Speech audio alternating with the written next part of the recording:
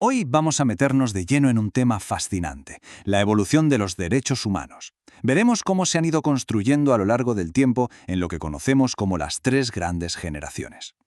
Y para empezar, hay que hacerse una pregunta clave, ¿verdad? ¿Estos derechos que damos por sentados han estado ahí desde siempre? Pues la respuesta es un no rotundo, para nada. Son, en realidad, una conquista, el resultado de un proceso histórico larguísimo y a menudo muy complicado. Entonces, ¿de qué hablamos cuando hablamos de derechos humanos? Pues en esencia son esas facultades, esas capacidades que tenemos simplemente por ser personas. Ojo, esto es importante, son algo previo a cualquier ley. Están por encima de lo que cualquier Estado decida escribir en un papel. Y todo esto arranca con la primera gran batalla, la primera conquista, que gira en torno a un concepto clave. Vamos a verlo.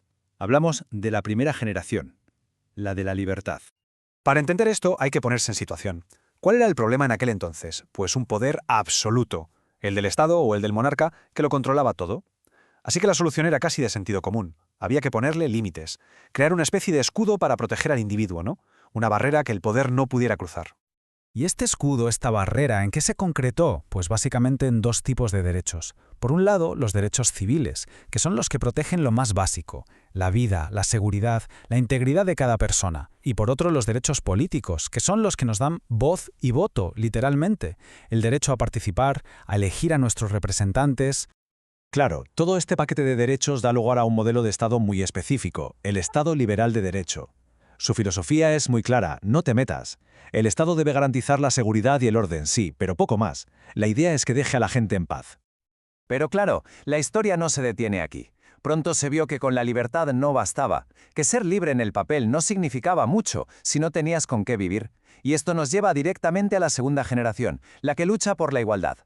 Pensemos en el siglo XIX, en plena revolución industrial. El problema ahora es otro. La desigualdad social es brutal. Las diferencias entre ricos y pobres son enormes. Y es que, seamos sinceros, la libertad de un obrero que trabaja 14 horas al día en una fábrica, pues no es la misma que la del dueño de esa fábrica. No tiene nada que ver. Esto, claro, exige un cambio radical en el papel del Estado.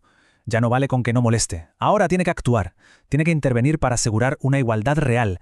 Y de ahí nacen los derechos económicos, como el derecho a un trabajo y a un salario digno, los derechos sociales, como el acceso a la sanidad o a una vivienda, y los culturales, con la educación como pilar fundamental.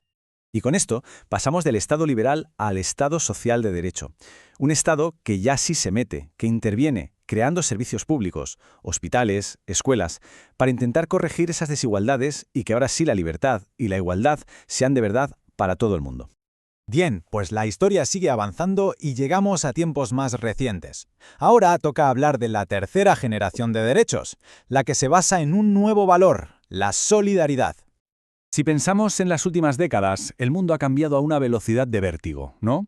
Han surgido desafíos que ya no entienden de fronteras, la globalización, la revolución digital, la crisis climática, problemas que nos afectan a todos, vivamos donde vivamos. Y claro, una realidad nueva necesita derechos nuevos. Por eso surgen, por un lado, derechos que ya no son solo individuales, sino colectivos de los pueblos. Hablamos del derecho a la paz o a un medio ambiente limpio, por ejemplo. Y por otro lado, todos los que tienen que ver con las nuevas tecnologías. El derecho a que nuestros datos estén protegidos, a nuestra privacidad en Internet, temas que están a la orden del día. Todo esto nos lleva al modelo de Estado que tenemos hoy, el Estado constitucional. ¿Qué significa esto? Pues que la ley más importante de todas, la que está por encima de todo, es la Constitución. Y es ahí, en la Constitución, donde se blindan todos estos derechos fundamentales. Si lo vemos en conjunto, es como construir un edificio, ¿verdad? La base, los cimientos, son los derechos de libertad para protegernos del abuso de poder. Encima, construimos el piso de la igualdad, que nos da las herramientas para que esa libertad sea real. Y el tejado es la solidaridad que nos une para hacer frente a los problemas globales. Una generación no anula a la anterior, sino que la complementa. Todo suma en la búsqueda de la dignidad humana. Vale, todo esto suena muy bien en la teoría. Pero la pregunta del millón es, ¿y cómo nos aseguramos de que todo esto se cumpla? ¿Cómo pasamos de las palabras a los hechos? Pues, a ver, existen distintas redes de seguridad, por así decirlo. A nivel de cada país, por ejemplo, aquí en España tenemos herramientas como el recurso de amparo, que llega hasta el Tribunal Constitucional, o la figura del defensor del pueblo. Pero, ¿y si eso no funciona? Pues se puede subir un escalón, al nivel internacional. Hay organismos, como el Consejo de Europa, cuya misión es precisamente vigilar que los estados cumplan con estos derechos. Y para terminar, una reflexión abierta, porque esto no se ha acabado. La historia sigue. Ahora mismo estamos lidiando con la inteligencia artificial, la biotecnología, la emergencia climática. Y la pregunta es inevitable. ¿Estamos a las puertas de una cuarta generación de derechos? ¿Qué nuevas protecciones vamos a necesitar para defender nuestra dignidad en el mundo que viene? Ahí queda la pregunta.